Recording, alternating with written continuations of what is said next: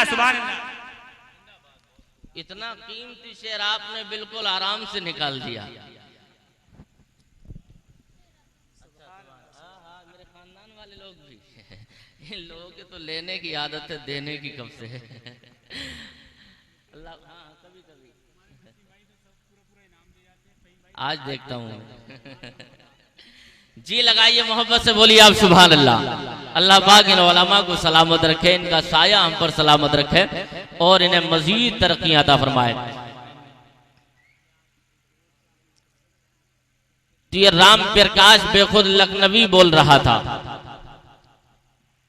मेरे मुस्तफा की तारीफ में अपनी जबान खोलकर पैगंबर के इख्तियार बयान कर रहा था कि मेरे मुस्तफा का मकाम, मेरे मुस्तफा का रोजा, मेरे मुस्तफा का दर क्या है, जहां पर इंसान ही नहीं बल्कि कायनात का हर जर्रा अपने हाथों को सवाली बना करके फैलाता नजर आता है। बेशक खामोशी से सुनोगे तो मुझे आप अपने माहौल में मुझे ढालने की कोशिश कीजिए। मैं आपके करीब हो रहा हूं, लेकिन जितना आप खामोशी से सुनेंगे उतना आपको मजा नहीं आएगा, क्योंकि कुछ मैं बोलूंगा कुछ आप बोलिए। अभी तो जलसा शुरू हुआ है, जब आपके हालात अच्छे होंगे, क्योंकि जब इब्तिदा अच्छी होती है तो लोग अच्छे तासुरात कायम करते हैं, वो समझ लेते हैं कि आखिर तक मामला ठीक ठाक चलेगा। लेकिन आप अभी से थके बैठे हैं, जलसा बहुत लंबा चलना है, तो आपके हालात आखिर तक क्या रहेंगे। तो आप अपनी ताकत का और अपने मौजूदगी का आप इजहार कीजिए, अपने हाथों को लहराइए, मोहब्बत से बोलिए आप सुभान अल्लाह।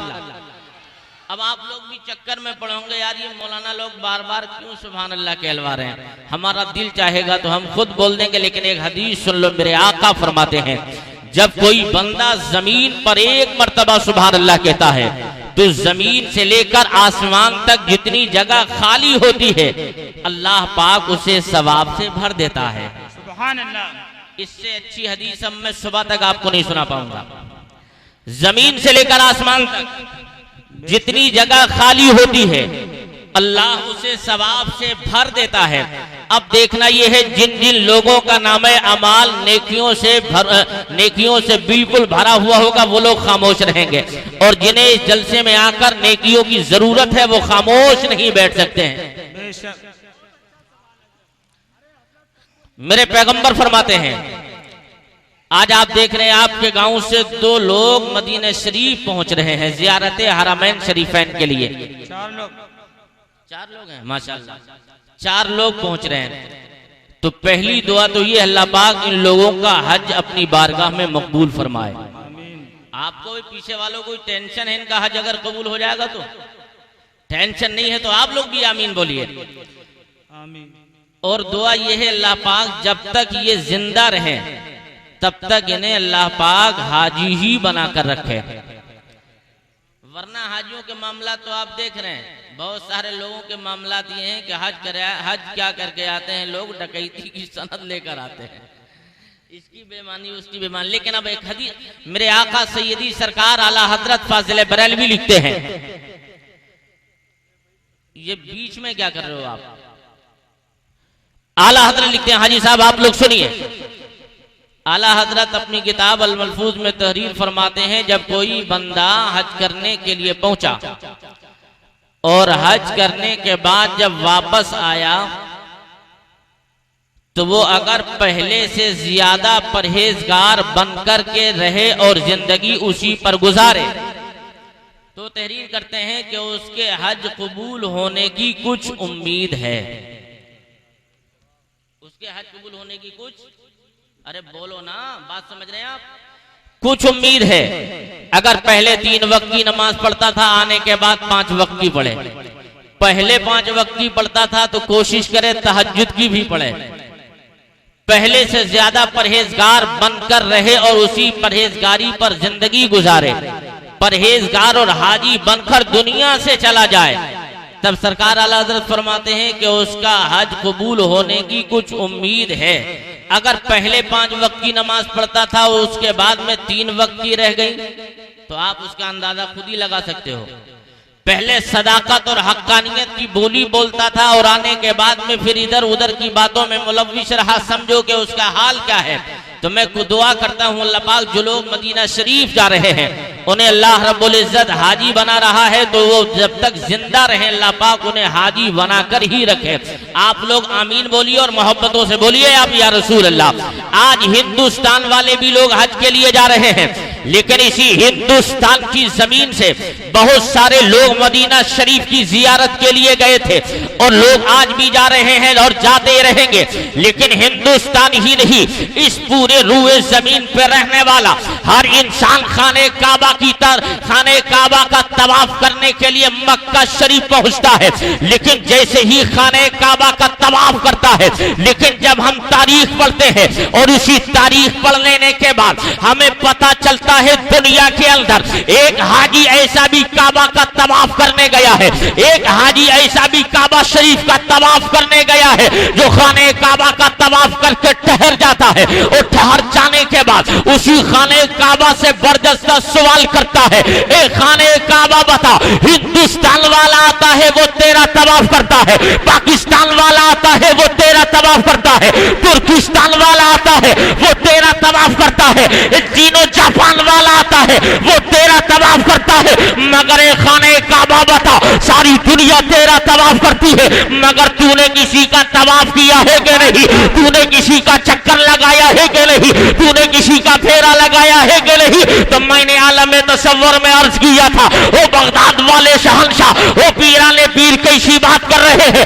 अगर आपको सवाल ही करना था तो किसी भी इंसान से सवाल किया होता, आपको पूछना ही था, किसी जानदार से सवाल किया होता।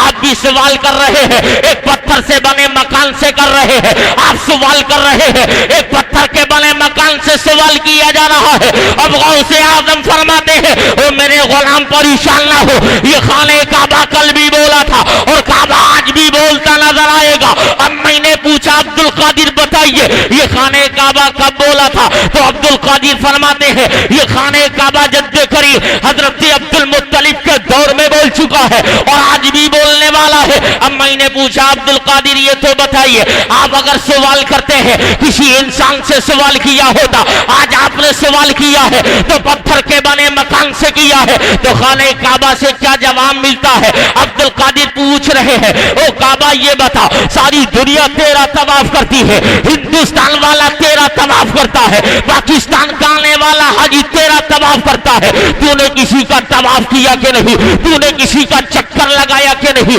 तूने किसी का फेरा लगाया कि नहीं।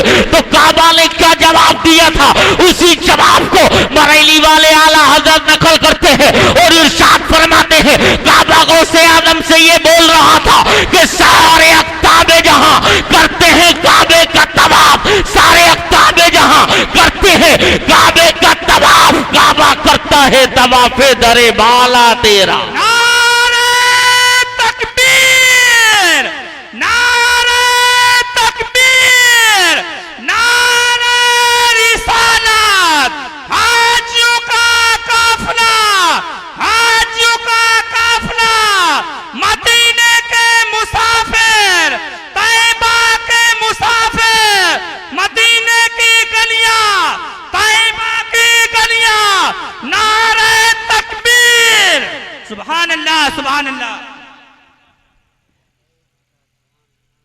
हाजियों का महाजियों का सफर और हाजियों के काफिले जा रहे हैं मदीनतुर रसूल के लिए। लेकिन मेरे आका फरमाते हैं, मंजारा कब्री वजबत लहू शफाती, जिसने मेरी तुरबत की, मेरी कब्र की जियारत कर ली, उस पे मेरी शफात वाजिब हो जाती है। सुभान अल्लाह, सुभान अल्लाह। बख्शिश और मगफिरत का पैगंबराना मुस्तफा की बारगाह से मिल रहा है। लेकिन आपने देखा होगा, आज आप अपने गांव का सर्वे कर लो, अतराफो जवानी का आप सर्वे कर लो, तो आप देखेंगे बहुत बड़ा अमीर से अमीर है, मगर मुकद्दर में नहीं है, तो वो मदीना शरीफ नहीं पहुंच सकता है, चाहे वो सरहाने रुपया रखकर लेटता हो, चाहे उसके बहुत सारे बिजनेस चलते हो, मगर मुस्तफ़ा ने अगर ना बुलाया हो तो वो काबा शरीफ का तवाफ मुस्तफ़ा के रोज़े की हाजिरी नहीं कर सकता है। लेकिन अगर पैगंबर जिसे बुला ले, उस बुलवाने उस मेहमान की शान ये है, अगर आका ने अपनी नजर रहमत जिस गुलाम पर उठा दी, तो अगर वो बेचारा इतना निहत्ता गरीब हो, ना तबा मुफलिस कल्लाश हो, अगर बहुत ज्यादा कल्लाशी की जिंदगी गुजार रहा हो, लोगों को उसके मदीना जाने का बिल्कुल बहमो खुमान ना हो, मगर पैगंबर जिससे बुलाते हैं दुनिया की कोई ताकत उसे मदीना जाने से रोक नहीं सकती है। आप दूर मत जाइए, इसी हिंदुस्तान की एक स्टेट है और उसी हिंदुस्तान के एक शहर जूनागढ़ का रहने वाला है, मुस्तफा का जानिशार है, पैगंबर आदम का चहीता है, आकाए कायनात का गुलाम है। जब सुबह होती है अपना मजदूरी का सामान लेकर के मार्केट जा रहा होता है, जब शाम को वापसी होती है और वापसी होने के बाद बिस्तर पे जब जाने वाला होता है, ईशा की नमाज पढ़ता है, जूनागढ़ का रहने वाला है, पत्थर का कारीगर है, कौनैन के मसीहा का चहीता है, और आने के बाद बिस्तर पर लेट जाता है, और जब बिस्तर पे लेटता है दिल में इरादा ये है लबों पे दुरूद के नगमे आलापता हुआ, नदरू अपने लबों पे नबी पे दुरूद भेजता हुआ अपने बिस्तर पे लंबा लंबा लेटता है, और लेटते हुए दिल में ये उम्मीद और ये हसरत और आरज़ू लेकर दिल में ये लेट रहा है अपने बिस्तर पर, या रसूल अल्लाह मैं आपका चहीता हूँ, आका मैं आपका गुलाम हूँ, पैगंबर मैं आपका मस्ताना हूँ, फरवा मस्ताना हूँ, फरजाना हूँ, या रसूल अल्लाह एक मर्तबा ही सही अपने रोज़े शरीफ पर मेरे सरकार मुझे बुला लीजिए। ये उम्मीद लेकर बिस्तर पर दीवाना लेट रहा है, ये उम्मीद लेकर के बिस्तर पे मुस्तफा का आशिक लेटता है, इस उम्मीद पर जीते हुए कौनैन के ताजदार का दीवाना बिस्तर पर लेट गया है। एक दिन हो गया, 2 दिन हो गया, अब बरसों पे बरसें गुजर रही है, रोजाना का मामूल है कि पैगंबर आदम मुझे अपने रोज़े की जियारत करा दो आका, बड़ा मस्ता बड़ा परेशान हो गया हो, पैगंबर अपने रोज़े पे बुला लो सरकार, एक जमाना हो गया आप पर दुरूद भेजते हुए, या रसूल अल्लाह अगर आप जो है मुझे मदीना शरीफ नहीं बुलाते हो, जब इसका इश्क का पैमाना लबरेज होता है, जब इश्क छलकने लगता है, और एक दिन अपने बिस्तर पे लेटते हुए गुंबदे खजरा की जानिब लो लगाकर अपने नबी को पुकार के कहता है, या रसूल अल्लाह मैं तो मजबूर हूँ आका, मेरे पास आने का साजो सामान नहीं है, आका मेरे पास आने की कोई विसात नहीं है, पैगंबर मैं तो मजबूर हूँ, मगर आका आप तो मुख्तारे कायनात है, या रसूल अल्लाह मैं तो आ नहीं सकता हूँ, सरकार मैं चाहता हूँ मेरे आका अगर आप मुझे नहीं बुला सकते हो तो कम अज कम मेरे घर आके ख्वाब में अपना चेहरा मुझे तो आप जरूर दिखा सकते हो। ये उम्मीद लेकर, ये आखिरी बात में, आखिरी वक्त में, ये दिल में तमन्ना लेकर अपने बिस्तर पर लेटते हुए दीवाना कह रहा है, या रसूल अल्लाह मैं तो मजबूर हो नहीं फोना तबा हूँ कल्लाशू पैगंबर, मैं मजबूर हूँ, आप तो मुख्तारे कायनात है, अगर मुझे नहीं बुला सकते हो तो खुद मेरे मकान पर ही आ सकते हो, या रसूल अल्लाह चेहरा दिखा दो। अब ये दीवाना बिस्तर पर लेटा है, और बिस्तर पे लेटने के बाद कौनैन के मसीहा का दीवाना अब जब बिस्तर पे लेट गया, दुरूद पढ़ते पढ़ते आंखों में नींद आती है, क्या देखा कि जैसे ही नींद आई थी अचानक कमली वाले मुस्तफा मदीना से तशरीफ ले आए हैं, इधर मुस्तफा तशरीफ लेकर आए और अपने दीवाने को जगा के फरमाते हैं, ओ जूनागढ़ के संग तरा, ओ जूनागढ़ के पत्थर के कारीगर, उठ जा अपनी आंखों को खोल ले, तूने जिसको बुलाया था वो नबी तेरे मकान पर तशरीफ ला चुका है, वो पैगंबर तेरे मकान पर आ गया है, वो पैगंबर तेरे मकान पर आ गया है,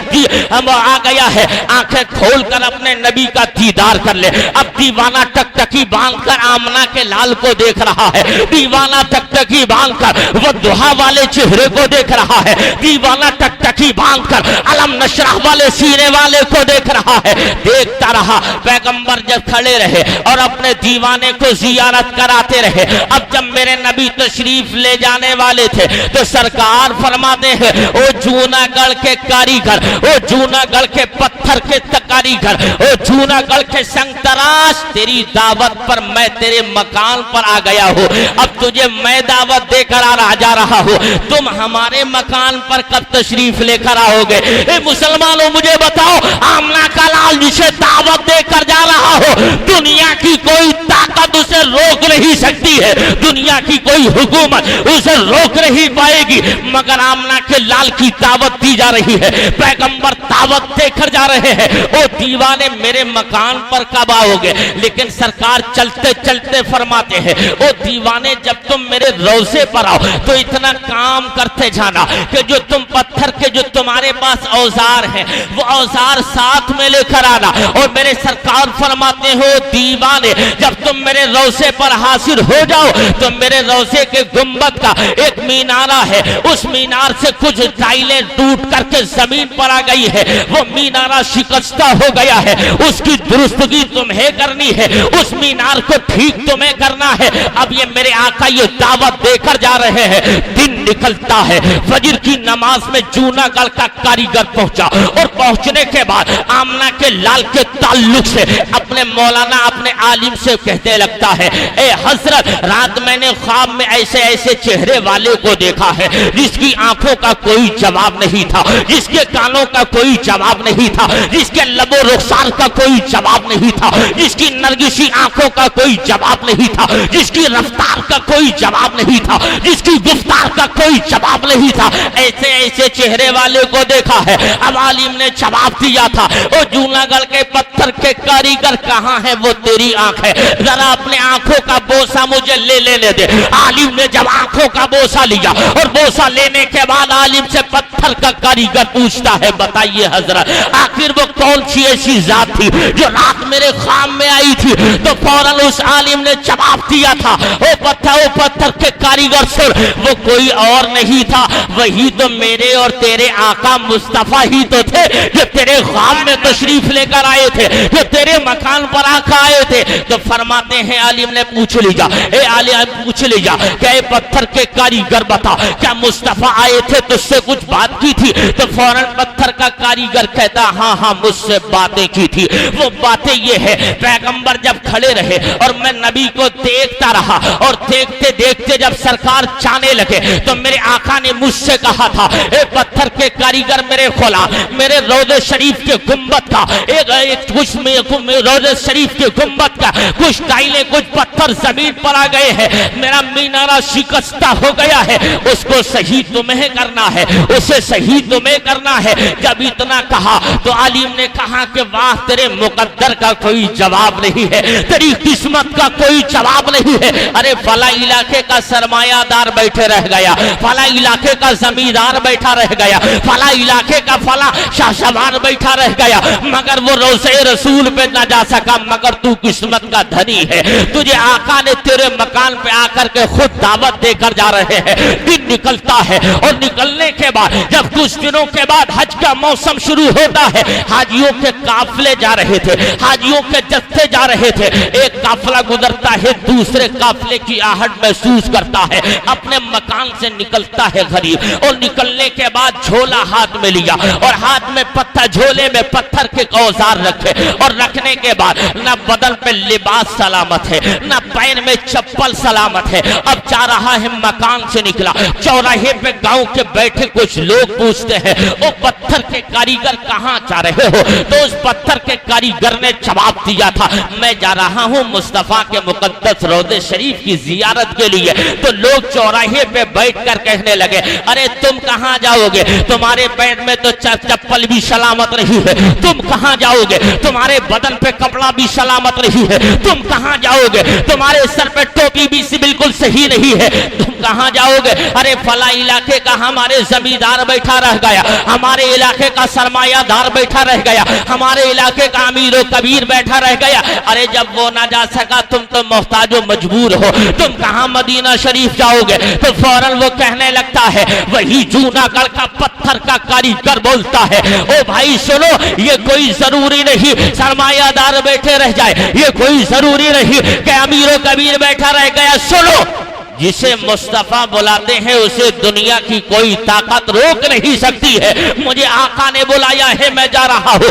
आगे निकला और आगे निकलने के बाद दूसरे चौराहे से गुजर हुआ। लोग पूछते हैं कहाँ जा रहे हो? लोग पूछते हैं किधर जाने का इरादा है? कारीगर जवाब देता है, मैं मदीना शरीफ जा रहा हूँ, मैं रसूलुल्लाह के आस्थाने पर जा रहा हूँ, मैं अपने नबी के मुकद्दस रोज़े पर जा रहा हूँ। जब इतना कहा तो लोग कहते हैं, यार कैसी बात बात करते हो, हमारे मोहल्ले का फला अमीर बैठा रह गया ना जा सका, हमारे मोहल्ले का फला सरमाएदार बैठा रह गया ना जा सका, तुम कहाँ जाओगे रोजे शरीफ पर? तो फौरन वो जवाब देता है तुम्हें खबर नहीं है कहाँ की दौलत कहाँ की इज्जत, कसम खुदा की ये है हकीकत, कहाँ की दौलत कहाँ की इज्जत, कसम खुदा की ये है हकीकत, जिन्हें बुलाया है मुस्तफा ने वही तो तैबा को जा रहे हैं। नारे तकबीर, नारे रिसालत, नारे गौस, मसलके आला हजरत, मसलके आला हजरत, हाजियों का काफिला, हाजियों का काफिला, नारे तकबीर, सुभान अल्लाह, सुभान अल्लाह। कसम खुदा की ये है हकीकत, जिन्हें बुलाया है मुस्तफा ने वही तो तैबा को जा रहे हैं। अब जूनागढ़ का संग तलाश जा रहा है और जाते ही पानी वाले जहाज से जब हाजियों का जत्था, हाजियों का काफिला जब पानी के जहाज में बैठता है, मुस्तफा का दीवाना चाह रहा था, बिल्कुल तने तनहा जा रहा है। और जैसे ही पानी के जहाज में तमाम हाजी बैठे हैं और उसी बैठने में जब जहाज चलाया जाता है और चलाने के बाद में कुछ दूर चला और जाने के बाद में जहाज बंद होकर पीछे किनारे पर वापस आ गया और वापस आने के बाद मल्लाह और उसका पायलट बोलता है, ओ लोगों क्या तुम में से कोई ऐसा तो नहीं जो रह गया हो? तो तमाम हाजी कहते हैं जितने लोगों ने फार्म भरे थे वो सब के सब आ चुके हैं, जितने लोगों ने अपने आप का यहाँ अप्लाई किया था वो सब आ चुके हैं, अब कोई नहीं बचा है। तो फौरन उसी जहाज के पायलट ने अपने जहाज के तमाम पुरुषों का सर्वे किया और सर्वे करने के बाद मशीनरी जवाब देती है बिल्कुल जहाज ठीक है, बिल्कुल जहाज ठीक है। तो फौरन वो मल्लाह वही पायलट बोलता है, ओ हाजियों जरा एक मर्तबा सारे लोगों पे नजर डाल लो, कहीं ऐसा तो नहीं कोई रुक गया हो, कहीं ऐसा तो नहीं कोई रह गया हो। तो फौरन जब हाजी नजर डालते हैं और डालने के बाद जवाब मिलता है सारे लोग आ गए हैं, कोई नहीं बचा है। तो अब पायलट की नजर दरिया के पार, समंदर के पार पड़ती है तो एक धूल उड़ती दिखी और धूल के साथ में एक साया आते दिखा।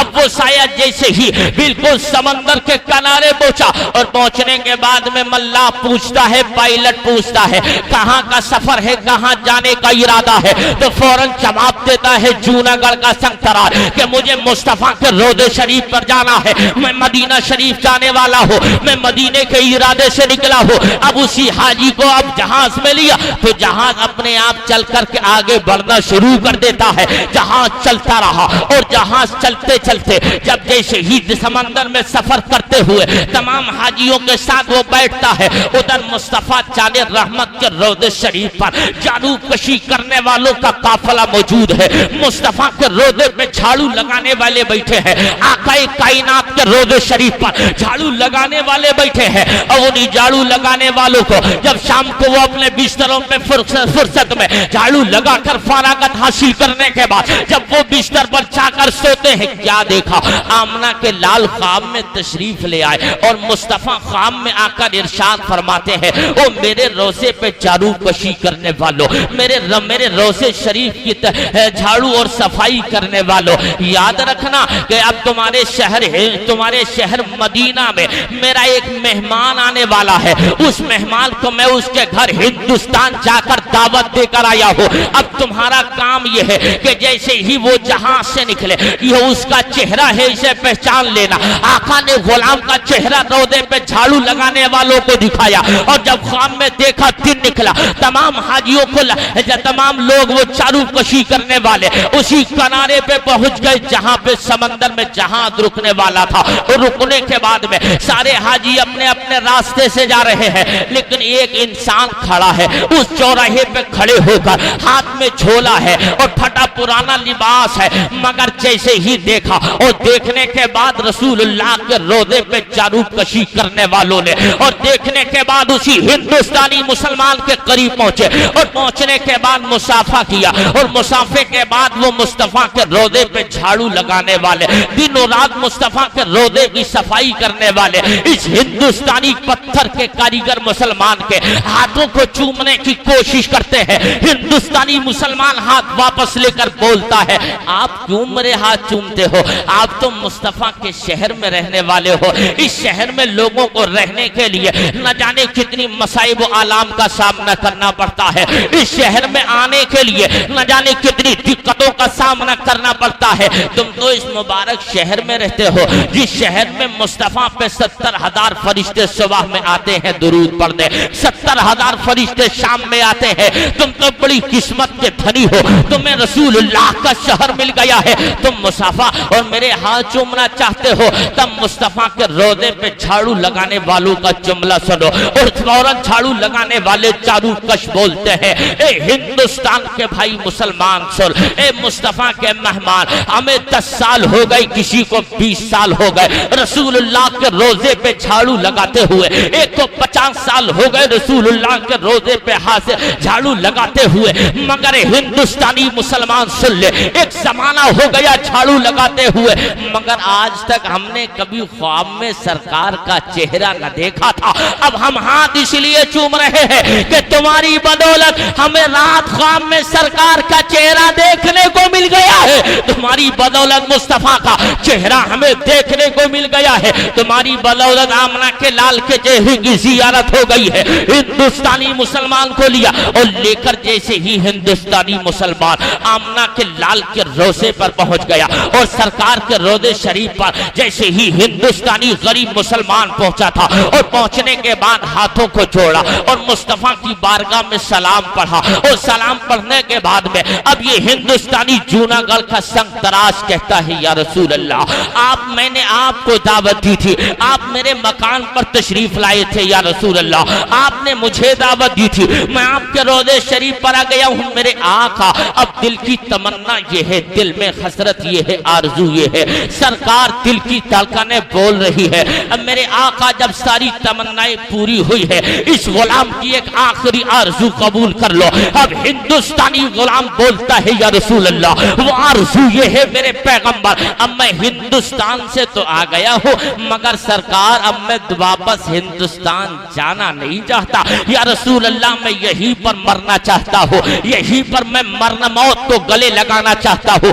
आका तुम्हारा हिंदुस्तान नहीं जाऊंगा। मेरे आका के रोजे पे झाड़ू लगाने वालों का काफिला मौजूद है। अब ये हिंदुस्तानी गरीब अपने दिल की बातें अपने नबी से कर रहा है और जब बातों से फारिग हुआ और झाड़ू कशों से बोलता है, चलो चढ़ा दो मुझे मुस्तफा के रोजे का मीनार सही करना है। अब हिंदुस्तान का गरीब ये मुसलमान जब अपनी कमर में रस्सी बांध करके अब मुस्तफा के गुंबद पर चढ़ा और वहां जाकर के रोजे रसूल का गुंबद सही किया और सही करने के बाद अब नीचे खड़े होने वाले चारू कश देख रहे हैं, ए हिंदुस्तानी मुसलमान आजा, ए हिंदुस्तानी मुसलमान नीचे उतर आ, ए मुस्तफा के चहीते नीचे उतर आ, ए आमना के लाल के गुलाम नीचे उतर आ। ये मुस्तफा के रोजे के चारू कश तमन्ना कर रहे हैं, ये आवाजें लगा रहे हैं, ये अपनी हसरतों की आवाजें दे रहे हैं, मगर मुस्तफा का दीवाना गुंबदे रसूल को थाम करके अपनी बाहों में लिए खड़ा हुआ है और खड़े हुए मुस्तफा के रोजे का मीनार सही करता जा रहा है। और जब मीनार सही होता है दिल में तमन्ना है, या रसूल अल्लाह, आपका रोजा, या रसूल अल्लाह, आपका हिंदुस्तानी गुलाम मीनार पर चढ़ा है और उसने आपका गुंबद सही कर दिया है आका, मगर उतरता नहीं। मगर ये उतरे भी कहां से? दीवाने ने रोजे पे हाजिर होते ही तमन्ना की थी, आका अब मैं हिंदुस्तान दोबारा जाना नहीं चाहता हूँ, या रसूल अल्लाह, मैं हिंदुस्तान वापस नहीं जाना चाहता। मुस्तफा का दीवाना जब गुंबदे रसूल को ठीक करता है और उसी बाहों में लेकर गुंबदे खदरा को बाहों में लेकर और वहीं पे अपना दम तोड़ देता है। कई दिन के बाद जब उसे उतारने की कोशिश की गई और उतारने की जब कोशिश में कामयाब हुए लोग, तो क्या देखा? वही हिंदुस्तान का मुसलमान अपनी जान को अपने नबी पे कुर्बान पहले कर चुका है, उसके बदन से रूह निकल चुकी है और ये बदन से रूह निकलने के बाद अब उसका जनाजा उतरता है और जनाजा जैसे ही उतरा, उतारने के बाद में मुस्तफा के रोजे के चारू कश बोलते हैं, लोगों तुम्हें खबर नहीं है ये हिंदुस्तान हिंदुस्तान के जूनागढ़ का रहने वाला मुसलमान है, ये हिंदुस्तान के जूनागढ़ का संग तराश है, ये आमना के लाल का दीवाना है, मुस्तफा का चहीता है।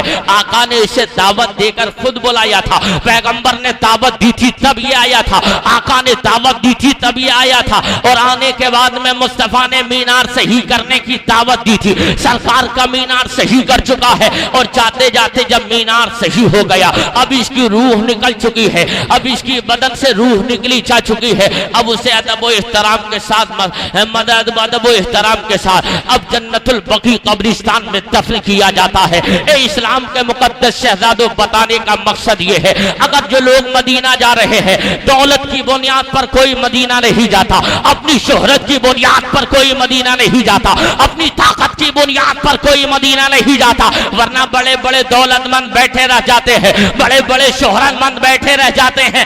मगर हकीकत ये है, जिसे मुस्तफा बुलाते हैं उसे कोई रोक नहीं पाता है। अगर मोहताज भी होता है तब भी मदीना जाता है, अगर मुफलिस भी होता है तब भी मदीना जाता है, कल्लाश होता है तब भी मदीना जाता है। तो मैं दुआ करता हूँ, अल्लाह पाक जो लोग मदीना शरीफ जा रहे हैं उन लोगों का हज अपनी बारगाह में कबूल फरमा लेना। जो लोग वहां जा रहे हैं सही तौर पे उन्हें चाहिए कि वो अपने अरकान अदा करें और अपने रब की बारगाह में रो रो कर रब के हुजूर दुआ करें। लेकिन चलते चलते एक बात और सुन ले, जो हाजी हजरात जा रहे हैं वो सुने। मेरे सरकार फरमाते हैं, जब हाजी की पहली नजर काबा शरीफ पर पड़ती है, पलक झपकने से पहले पहले हाजी जो दुआ करता है, अल्लाह पाक उसकी दुआ को कबूल फरमा लेता है। जरा झूम के बोलो, जो दुआ करता है। तो मैं गुजारिश करता हूं हाजी साहब, उस वक्त में आप अपने बच्चों के लिए दुआ मत करना, उस वक्त आप अपनी दौलत और शोहरत के लिए दुआ न करना, उस वक्त आप बहुत सारी दुआएं करोगे, हो सकता है दुआ भी पूरी न हो पाए, पलक झपक जाए। बेहतर ये है जब तुम्हारी पहली नजर काबा पे पड़े तो फौरन दुआ कर देना, मौला मैं जितनी दुआएं मांगू सारी दुआओं को तू कबूल फरमा लेना, सारी दुआएं कबूल फरमा लेना। तो आप वहां जाइए, मुस्तफा जाने रहमत के रोज़े शरीफ की जियारत कीजिए, उस रोज़े के जिसके बारे में पैगंबर खुद फरमाते हैं, मन ज़ारा कब्री वजबत लहू शफाअती, जिसने मेरे रोज़े की जियारत की उस पर मेरी शफाअत वाजिब हो गई। अल्लाह पाक इस जलसे नूर को अपनी बारगाह में कबूल फरमाए। क्योंकि किल्लत वक्त मंगीर है, बहुत सारे उलमा शोरा भी मौजूद हैं। परवरदिगार जो कुछ मैंने बोला उसे अपने फजल से कबूल फरमा ले। बस चलते चलते अपनी तकरीर का पैगाम हसनैन रजा मंजरी बरेलवी देकर वापस होता है। ये जिंदगी सवारिए, दिलशाद कीजिए, लम्हात जिंदगी के नाम बर्बाद कीजिए। जब मकसद हयात इबादत खुदा की है, पढ़िए नमाजें मस्जिदें आबाद कीजिए। इस्लाम जिंदाबाद, मुसलमान अहले सुन्नत पाइंदाबाद, मसलके आला हजरत जिंदाबाद। व मालेना इल्लल बलाग। अस्सलामु अलैकुम व रहमतुल्लाह।